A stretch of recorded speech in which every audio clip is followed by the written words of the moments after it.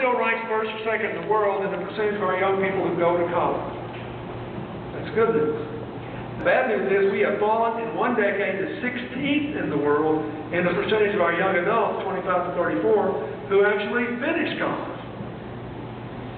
And that's an economic calamity for us. Now, not all jobs need a four-year college degree, but in the 21st century, most jobs will be created by people who have them. So, how did this happen? Here we are at a college campus. You know what happened, don't you? It was the debt. It was people thinking they couldn't take on any more debt. They'd never be able to repay it, or they couldn't get it. The single most important thing that's been done in the last 4 years that nearly no American knows about is the reform of the student loan rule.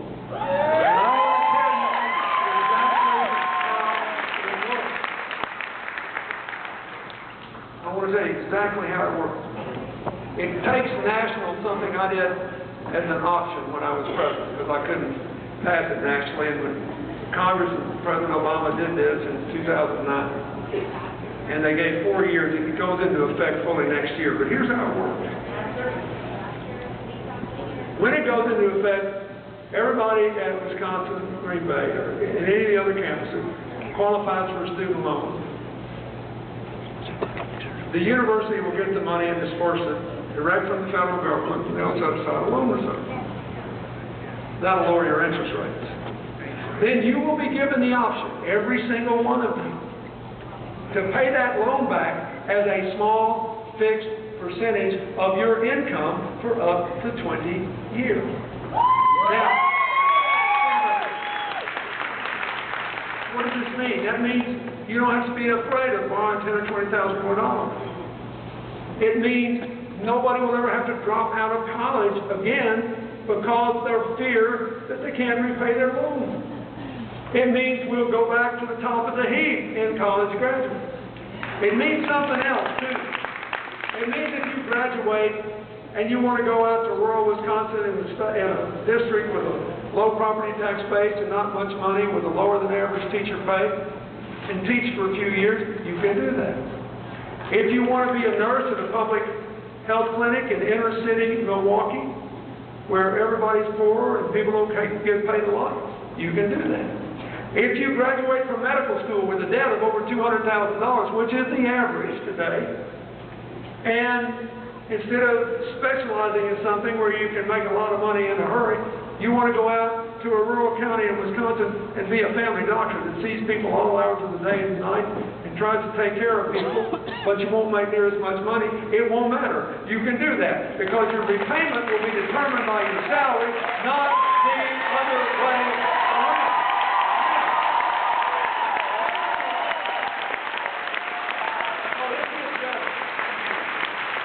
It gets better. Believe it or not, this new system will cost you $60 billion less over the next 10 years than the old systems, which basically subsidize banks to make the loan at market rates and guarantee them 90% of the loan if it wasn't repaid. When I did it on a voluntary basis, the average student saved $1,300 in payment costs for every $10,000 they borrowed. And that was 20 years ago. And the government saved $4 billion total because nobody defaulted on their loan once they could repay it. Because young people are honorable and grateful for their college education, and they want to repay the loan. That's what's going to happen here. So we saved $60 billion. Do you know what the President and Congress did with that $60 billion? They used it to pay for 10 years of steady increases in Pell Grants to keep up with inflation. And they used it to pay a guarantee that the tuition tax credits that middle-class families get now to help defray the cost of college would be continued for a decade. Now, what is the position of the Republican nominee for president and their whole crowd? They want to repeal that. I can't make this up. I know it's hard to believe. They want to repeal that, give the $60 billion back to the bankers, raise the cost of student loans, make them harder to repay, raise the college dropout rate, not guarantee the Pell Grants, not guarantee the middle-class tuition tax credits. That alone is the reason for every student at this campus and throughout the state of Wisconsin to vote for Tammy Baldwin and Barack Obama.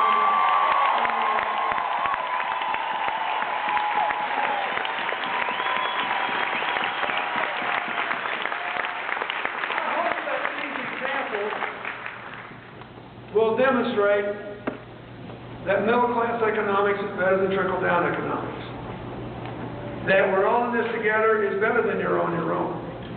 Every child that drops out of high school, every young person that starts college and doesn't finish is a constraint on the future growth of the entire state of Wisconsin and the entire United States of America. Every time we don't have a training program when new jobs are open for people who are already grown and don't have college degrees but can learn anything, somebody just train them, that is a constraint on the future growth of the state and the nation. If you put people first, it works better than trickle-down economics. If you say we're in this together, it works better than you're on your own. If the government and the business community work together, it's better than conflict. I know what works. It works in America. It works around the world. And I'm just telling you folks, this is a big election. And you ought to be happy. We're on the way back. We're going to build a new, modern, 21st century economy that everybody in Wisconsin who's willing to work hard can be a part of. But you've got to make the right decision. And you know as well as I do, that means working. Every student on this campus and throughout Wisconsin should know about the student loan law and the difference in the two parties over it. Every person in Wisconsin should understand the health care issue and the Medicare issue. It is crazy that senior citizens have been terrified by all this bogus advertising paid for people who want more money and are spending money to make money instead of wanting to strengthen Medicare. It is wrong. It is wrong to walk away from a responsible, look, I hate this debt. By the way, when they cried crocodile tears about the debt, just don't forget, in the last 50 years, there have been exactly 5 balanced budgets. 4 under Lyndon Johnson, 4 under me, 1 under Lyndon Johnson. 4 Democrats, 5 Republicans.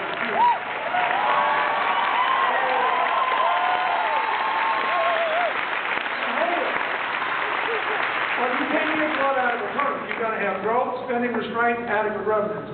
So when they talk about this debt, ask them to show you the money. Remember Jerry Maguire, that movie? Show me the money. Where's the plan? And they'll play hide and seek with you. We don't need a hide and seek budget. We don't need a hide and seek candidate who won't even say whether each side of the Willie Ledbetter out. It's not about hide and seek. It's about invest and grow. It's about bringing America back. And we will bring America back in a fair, balanced, progressive way with family